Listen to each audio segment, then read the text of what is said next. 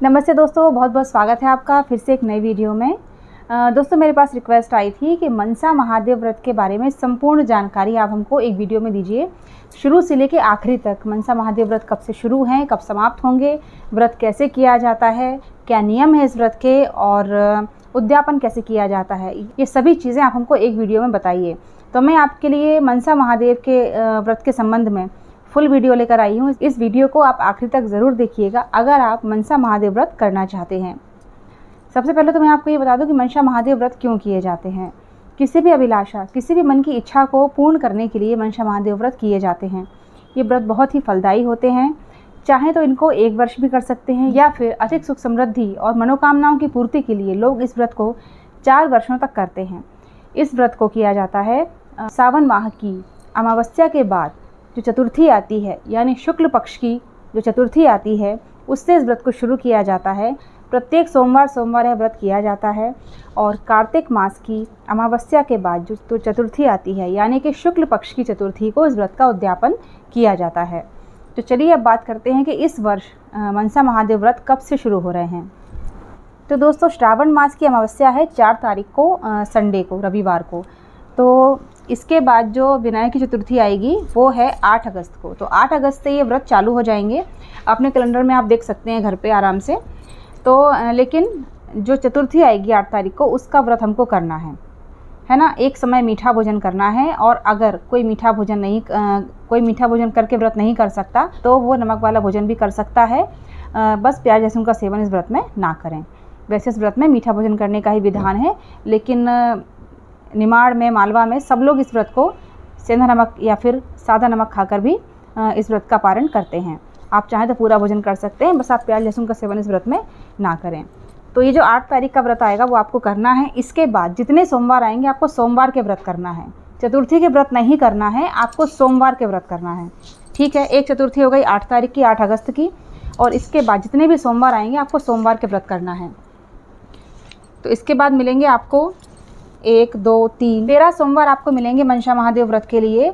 आखिरी सोमवार जो रहेगा वो रहेगा 4 नवंबर का, क्योंकि कार्तिक मास के शुक्ल पक्ष की चतुर्थी आएगी 5 नवंबर को। तो 5 नवंबर को भी आपको व्रत रखना है और इस दिन उद्यापन किया जाएगा इस व्रत का। तो 13 सोमवार आपको मिलेंगे, लेकिन लोग मनसा सोमवार को 16 सोमवार तक करते हैं। तो 16 सोमवार तो आपको नहीं मिल पाएंगे, इसलिए अगर आप चाहें तो इस बीच में जो प्रदोष के व्रत आते हैं तो 3 प्रदोष भी आप कर सकते हैं। तो इस तरह से आपके 16 सोमवार हो जाएंगे। या फिर अगर आप चतुर्थी गिनते हैं तो पहली चतुर्थी जो आपको मिलेगी श्रावण मास में या फिर आपको कार्तिक मास में मिलेगी, वो दो चतुर्थियाँ हो गई है। इसके अलावा 13 सोमवार और आप 1 या 2 प्रदोष व्रत और कर सकते हैं। इस तरह से आपके शंकर जी के 16 व्रत पूरे हो जाएंगे। इस तरह से आपको मनसा महादेव के व्रत इस साल यानी कि 2024 में करना है। तो ये हो गया कि हमको व्रत कब से कब तक करना है। अब जो पूजा विधि है मैंने आपको करके दिखाई हुई है। सुपारी के महादेव बनाए जाते हैं, तो सुपारी के महादेव कैसे बनाना है वो भी मैं आपको दिखाऊंगी। हमको कच्चा सूत लेना होता है, उसके हमको 12 तार के गांठें लेना होती हैं। ऐसे ऐसे करके हमको 12 बार उसको घुमा लेना है। जब 12 तार उसके हो जाएंगे तो हमको उसके 4 गांठें लगाना है। दोनों गांठ एक कोने पे, और फिर दोनों गांठ ऐसे लगाना है कि चारों गांठों के बीच में बराबर दूरी रहे।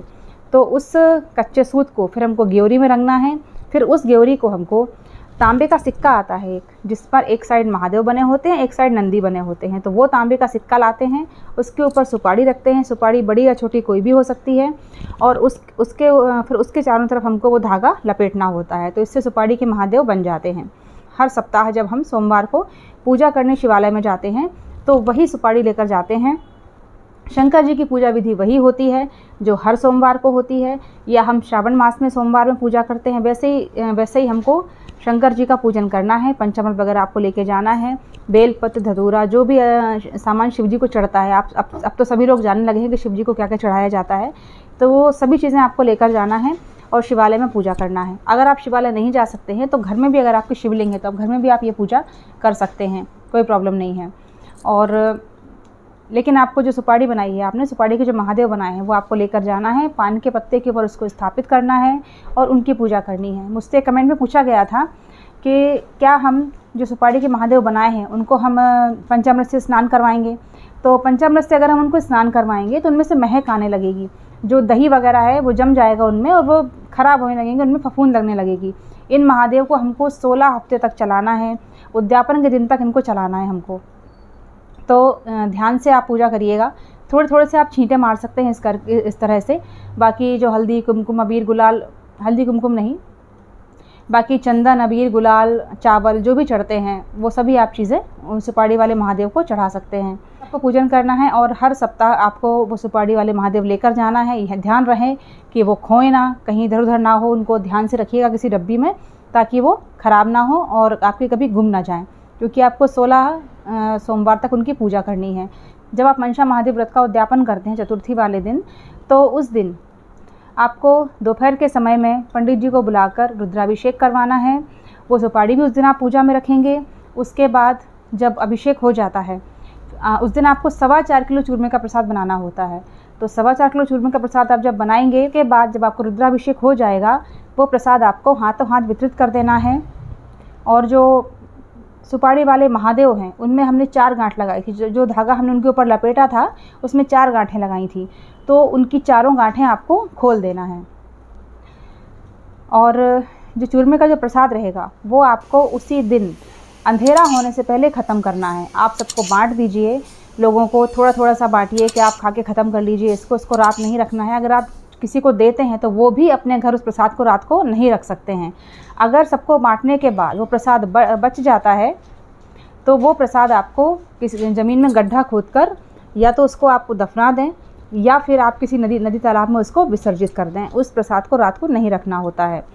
वैसे तो आप अपनी कॉलोनी में सभी लोगों को थोड़ा थोड़ा सा बांट देंगे तो बट जाएगा वो, नहीं तो आप गाय को भी खिला देंगे तो कोई प्रॉब्लम नहीं है, गाय को भी खिला सकते हैं। जिस दिन आप मनसा महादेव के व्रत शुरू करेंगे, यानी कि चतुर्थी के दिन आप व्रत का संकल्प लेंगे, तो उस दिन आपको क्या करना है कि हाथ में पान, सिक्का, सुपारी, फूल, थोड़े से अक्षत लेना है और अपने घर में जो आपका घर का मंदिर है उसमें आपके पास शिवलिंग हो या शंकर जी की तस्वीर हो, उनके सामने आपको संकल्प छोड़ना है कि महादेव मैं मनसा महादेव के व्रत करने जा रही हूँ या जा रहा हूँ और मेरी ये वाली मनोकामना है। तो आप इस मनोकामना को पूर्ण कीजिएगा। मुझसे जितने अच्छे से बन सकेगा उतने अच्छे से मैं पूजा करूँगा या करूँगी।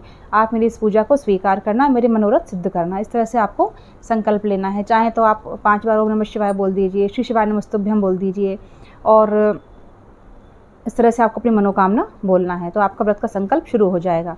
फिर अगले सोमवार से आपको जब मंदिर जाना है तो वहाँ पर आप पूजा शुरू कर लीजिएगा। मुझसे कमेंट में पूछा गया था कि जो सुपारी वाले महादेव हैं, क्या हम 4 वर्षों तक इन्हीं महादेव का पूजन कर सकते हैं? तो नहीं, मैंने आपको बता दिया है कि जब हम उद्यापन करेंगे तो जो महादेव हमने बनाए हैं उनमें जो गांठें लगाई हैं वो खोल दी जाएंगी और उस सिक्के को आप अपने पास रख सकते हैं। सुपारी को और उस धागे को आप विसर्जित कर दीजिएगा। तो हर साल आप सिक्के का यूज़ कर सकते हैं, लेकिन जो आपने महादेव बनाए हैं उसके तो गांठें खुल जाएंगी, तो वो आपको यूज़ नहीं करना है। यहाँ पर हर साल उसी सिक्के के साथ आप नई सुपारी लेकर, नया धागा लेकर महादेव बनाकर उनकी पूजा कर सकते हैं। तो मैं लास्ट में आपको एक बार फिर से बता दूँ कि मनसा महादेव के व्रत 8 अगस्त से शुरू होंगे। 8 अगस्त को विनायक की चतुर्थी है, शुक्ल पक्ष की चतुर्थी है, तब से ये व्रत शुरू होंगे और इसका उद्यापन होगा 5 नवंबर को। 5 नवंबर को विनायक की चतुर्थी है, तो उस दिन इस व्रत का उद्यापन किया जाएगा। अगर आपको वीडियो अच्छा लगा है तो प्लीज़ लाइक ज़रूर कीजिएगा, दूसरों के साथ भी शेयर कीजिएगा और ऐसे ही और भी वीडियोज़ के लिए हमारे चैनल को सब्सक्राइब ज़रूर कर लीजिएगा। फिर मिलते हैं नेक्स्ट वीडियो में। हर हर महादेव।